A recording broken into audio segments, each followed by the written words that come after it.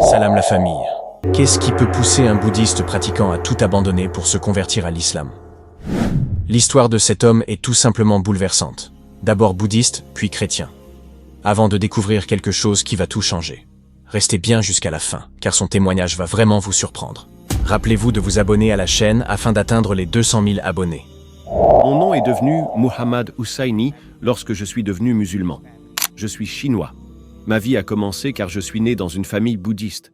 Donc normalement, si vous naissez dans cette famille, votre éducation suivra simplement la tradition, les parents. Et j'aime les choses spirituelles, alors j'aimais m'impliquer dans le temple, servir le temple. Puis, alhamdoulilah, par la volonté d'Allah, j'ai soudainement embrassé le christianisme.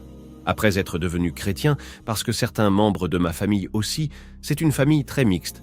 Il y a des chrétiens, des bouddhistes, des taoïstes, des libres penseurs. Alors, alhamdoulilah, par la volonté d'Allah, je cherchais quelque chose qui pouvait me faire me sentir bien, en quoi je pouvais croire, quelque chose de solide. Pas juste des on-dit, mais quelque chose de solide, avec des preuves. Et puis, alhamdoulilah, avec la volonté d'Allah, en 1968, j'ai lu la biographie d'Omar ibn Khattab. Et ensuite, je suis devenu musulman. Et c'est ainsi que j'ai commencé ma vie en tant que musulman à partir de 1968. En tant que bouddhiste, on croit aux enseignements de Gautama Bouddha, à ses valeurs, à son apport spirituel. La chose la plus importante est qu'il essayait de faire comprendre à tout le monde que la souffrance est réelle. Quand j'étais jeune, j'aimais tout ce qui est spirituel. Si les gens parlaient du diable, de fantômes, d'anges, j'aimais expérimenter si possible. Si les gens disaient « ne va pas au cimetière, il y a des fantômes là-bas », alors j'avais envie d'y aller, d'y rester quelques heures, d'y dormir une nuit si possible. Alors on essayait. On faisait de notre mieux pour acquérir plus d'expérience de vie, car cela, on ne le trouve pas dans les livres. Et puis, ce qui s'est passé, c'est que plus tard, j'ai vu qu'il y avait beaucoup de choses interdites dans l'enseignement. Je ne sais pas si ça vient de lui ou pas, mais selon ce qu'on suivait, on ne peut pas manger de viande. Pas de meurtre. Le meurtre est interdit. Donc on devient complètement végétarien. Ce qui signifie qu'on se détache de la dunya.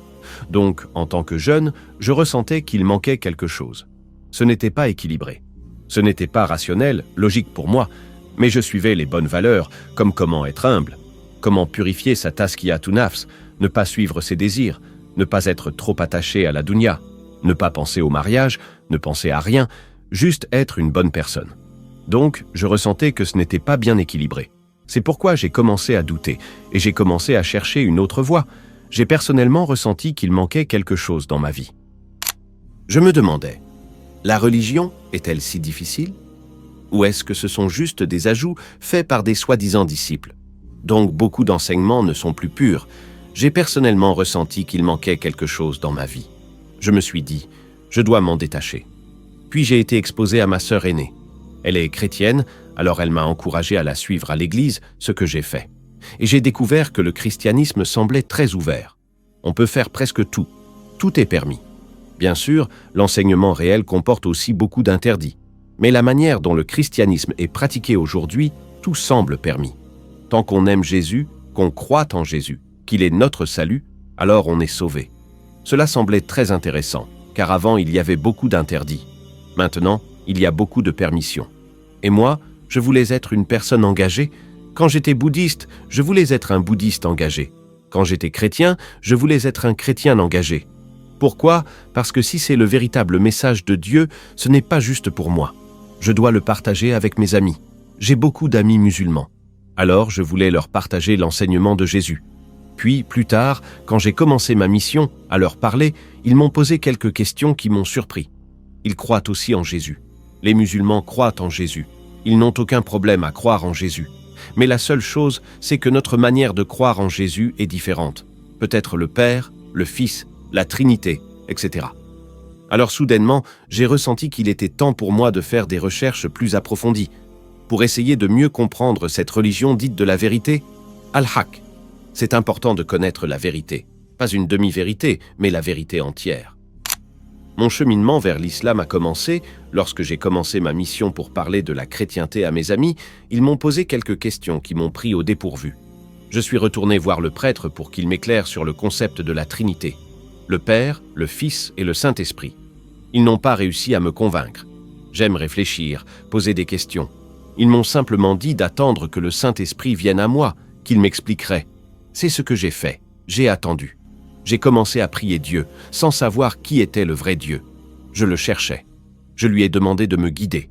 Je ne prononçais plus de nom. Je disais simplement « Ô Dieu, tu sais que je te cherche ». Soudainement, j'ai ressenti un fort désir de lire le Coran. Je voulais comprendre en quoi croient les musulmans. Mais personne ne m'a offert un Coran. Mon instinct de recherche de la vérité était très fort. Alhamdulillah, j'ai lu le livre sur Sayyidina Omar al-Khattab, le deuxième calife, qui était autrefois un ennemi de l'islam et du prophète et qui voulait le éliminer. Mais grâce au Coran, il a été éclairé et devenu musulman. Cela a ouvert mon cœur. Cette religion doit être très puissante pour transformer un homme de cette manière. Un homme qui était contre l'islam, contre le prophète.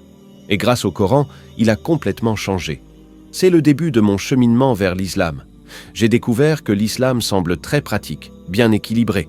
Bien sûr, il y a des obligations et des interdictions, mais les interdictions sont minimes.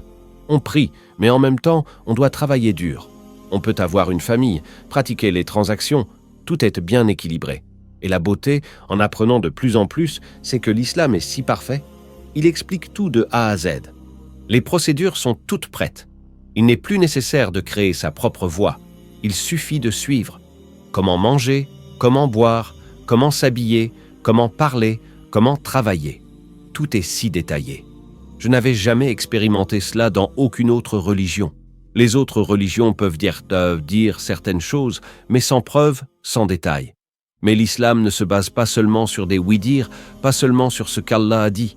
Le prophète a été envoyé pour tout montrer. En approfondissant mes recherches, je suis allé à Médine pour acquérir plus de connaissances et j'ai lu le Coran presque entièrement.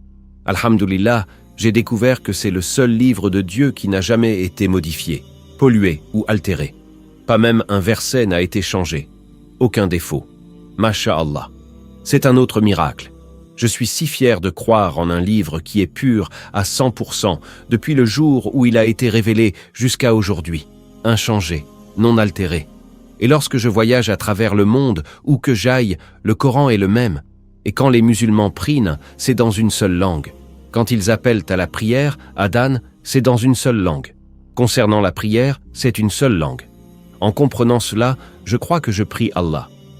Et quand cela est devenu si fortement dans ma vie, j'ai dit que j'étais prêt. Lorsque j'ai voulu devenir musulman, ce n'était pas si facile. Je pensais que c'était facile. Je suis personnellement allé voir l'imam et lui ai dit que je voulais devenir musulman. Pouvez-vous m'aider? Parfois, j'étais surpris de voir mes amis musulmans. Je leur disais que j'étais musulman. Ils me demandaient « Quand? Pourquoi as-tu choisi l'islam ?» C'est comme s'ils étaient surpris que je devienne musulman. Peut-être étaient-ils surpris. « Pourquoi veux-tu choisir l'islam ?» Cela m'a rendu très triste. Mais je ne blâme personne. À travers mon expérience, passant du bouddhisme au christianisme, beaucoup de gens sont simplement des suiveurs aveugles. Ils suivent sans connaissance. Ils prétendent simplement être bouddhistes, chrétiens. Mais ils ne lisent même pas le livre. Combien de chrétiens lisent la Bible? Combien de bouddhistes lisent le Dharma? Très peu. On peut les compter. Mais tous les musulmans lisent le Coran. Des millions de musulmans mémorisent le Coran. Pouvez-vous imaginer? Le miracle est incroyable. Cela me rend de plus en plus fort. Ma foi en Allah, le Coran et l'islam grandit de jour en jour. Elle ne faiblit pas. Même si je fais face à de nombreux défis ici et là, cela ne réduit jamais ma foi en l'islam. Je suis allé à la mosquée. J'ai rencontré l'imam, je lui ai parlé de mon intention et immédiatement après avoir prononcé la shahada, alhamdulillah, je suis devenu musulman. Mais je ne savais pas où j'allais vivre maintenant, parce que j'étais très indépendant depuis mon plus jeune âge. Je suis une personne très indépendante. J'ai demandé la permission. Puis-je rester à la mosquée? Parce que je n'aime pas être un fardeau pour quelqu'un. Je préfère, car quand j'étais jeune, quand j'étais bouddhiste, je restais dans le temple bouddhiste. Quand j'étais chrétien, je servais l'église. J'aime cet environnement, ce genre de lieu de culte, parce qu'on ne dérange personne et que toutes les bonnes personnes viennent dans cet endroit. C'est ce que je crois. Seuls les musulmans pratiquants viennent à la mosquée. Seuls les chrétiens pratiquants vont à l'église. Seuls les bouddhistes pratiquants vont au temple. Si on ne pratique pas, on n'y va pas. J'ai donc choisi de rester à la mosquée pendant 4 ans, mais dans différentes mosquées. Je faisais la hijra. 1 semaine ici, 2 semaines là, quelques mois ailleurs. Cela dépendait de la région et si c'était très propice. Cela me donnait un meilleur sentiment. Alors je restais plus longtemps. Pendant 4 ans, je suis resté à la mosquée. Alhamdulillah. J'ai pris la bonne décision parce que c'est le meilleur endroit où être et c'est la façon la plus rapide d'apprendre. Parce que les gens viennent à la mosquée, ils pratiquent. Je peux donc leur poser des questions et apprendre d'eux. Après sa conversion, sa mère avait été un peu choquée en apprenant sa conversion, car il était le plus jeune garçon de la famille. Lui, de son côté, était inquiet. Il craignait que sa famille le rejette, le frappe ou le force à faire quelque chose contre sa volonté. C'est pourquoi, après être devenu musulman, il n'était pas rentré chez lui. Il avait préféré garder ses distances, sans même informer ses parents, pour éviter les tensions. Un jour, un professeur de confiance lui avait conseillé de retourner voir sa famille. Il avait donc pris cette décision. En le voyant, sa mère avait été bouleversée. Elle s'était enfermée dans sa chambre, craignant de perdre son fils. Mais il avait pris le temps de parler à sa grand-mère, à ses frères et sœurs, qui s'étaient montrés très ouverts et curieux. Cela l'avait profondément rassuré. Par la suite, il était rentré plus régulièrement chez lui, sans leur dire qu'il vivait à la mosquée. Il leur apportait des fruits, des produits halal, partageait du temps avec eux. Peu à peu, sa famille avait vu ces changements et en était fière. Sa mère aussi avait fini par se sentir plus à l'aise. Si on montre les belles valeurs de l'islam, tout le monde peut l'aimer. La guidance vient d'Allah, disait-il avec conviction. Mon frère, avant de mourir, il est devenu musulman. Nous avons accompli la prière funéraire dans notre centre. Ma mère aussi est devenue musulmane. Alhamdulillah. À la question que beaucoup, dans le monde, cherchent du réconfort dans la méditation, dans le bouddhisme. Est-ce que le bouddhisme peut-il vraiment apporter du réconfort à l'âme humaine? Et quelle est la différence entre la méditation et la prière musulmane? Il répond. Si vous regardez tout cela, vous verrez qu'en islam, c'est plus parfait, plus équilibré. Il ne s'agit pas simplement de s'asseoir et de méditer sans rien faire. Nous croyons que le mouvement apporte toujours plus de bénédictions. Regardez la prière en islam, elle est tellement belle, tellement parfaite. Même notre façon de prier ne vient pas de nous-mêmes. Toutes les récitations que nous faisons pendant la prière ne viennent ni de vous, ni de moi, ni de n'importe qui. Non, c'est Allah qui les a enseignées au prophète, et le prophète nous les a transmises. C'est une forme de communication très unique. Il y a le ruku, inclinaison. Il y a le sujud, prosternation. Et si vous remontez aux enseignements du dharma bouddhiste, à ceux de Moïse ou de Jésus, eux aussi faisaient ruku et sujud. Mais plus tard, les gens ont cessé de suivre. Ils ont commencé à changer. Les générations suivantes ont oublié tout l'enseignement. Ils n'ont plus rien à quoi se référer. Le livre original auquel ils ne pouvaient pas se référer n'existe plus. C'est la même chose pour le dharma. Tout a été traduit, transformé, déformé. La Torah originale n'existe plus. Elle a été remplacée par le Talmud et l'Injil, l'Évangile aussi. Tout est devenu chaotique. Sauf, alhamdulillah, le miracle du Coran, qui est resté inchangé, pur, authentique jusqu'à aujourd'hui. La méditation est une façon d'apprendre à surmonter les forces négatives. Je considère que la méditation, c'est une forme de tazkiya an-nafs, purification de l'âme. C'est réfléchir, se rappeler toutes les choses négatives qu'on porte en soi et essayer de les purifier. Tout ce qui est négatif doit être surmonté par du positif. Il faut beaucoup réfléchir. Ne pas penser au négatif ne vous aidera pas. Il faut penser qu'il y a toujours une raison derrière chaque chose. C'est pourquoi il y a ce que les bouddhistes appellent le karma et que nous appelons al-qadar, le destin. Comme nous le savons, derrière chaque épreuve qui nous touche, il y a une leçon à tirer. Il faut garder une pensée positive. Allah ne fait rien sans sagesse. La méditation était une méthode à l'époque. Mais la meilleure façon, si vous regardez en islam, Allahu Akbar. Imaginez, avant même de commencer la salate, qu'est-ce que vous faites à la mosquée?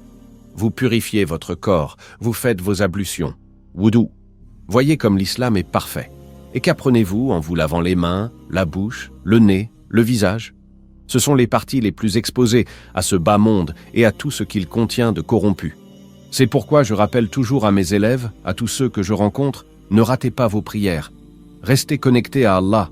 Allah est toujours là pour vous, quelle que soit votre situation, peu importe votre tristesse. Ne ratez jamais votre prière. Qu'est-ce qui m'a le plus impressionné chez le prophète Mohammed, paix sur lui? Il n'y a rien avec quoi je puisse le comparer, car il a été envoyé comme une miséricorde pour nous tous. Il a consacré toute sa vie à nous montrer le chemin vers Allah. Et il est ce chemin. Alors, n'ignorez jamais la sunna du prophète.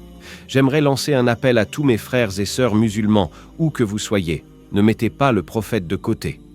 Vous dites que vous croyez en Allah, mais Allah a posé une condition. Vous devez suivre son messager. Alors, soyez humbles.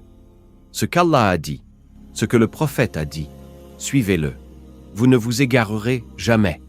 À la question en tant que Chinois, comment devrait se sentir que d'1 milliard de personnes est aujourd'hui majoritairement athée? Comment pense-t-il pouvoir atteindre leur cœur? Comment peut-on leur faire découvrir l'islam selon lui? Il répond: C'est pour cela que je travaille très dur. Je leur parle, je vais à leur rencontre. Je m'implique toujours auprès d'eux. Je suis très ouvert et je sens qu'eux aussi sont ouverts. Quand je parle à mes compatriotes athées, ceux qui ne croient pas en Dieu, je leur dis: Frères, sœurs, savez-vous que lorsque vous dites « je ne crois pas en un Dieu », vous êtes déjà à mi-chemin vers l'islam?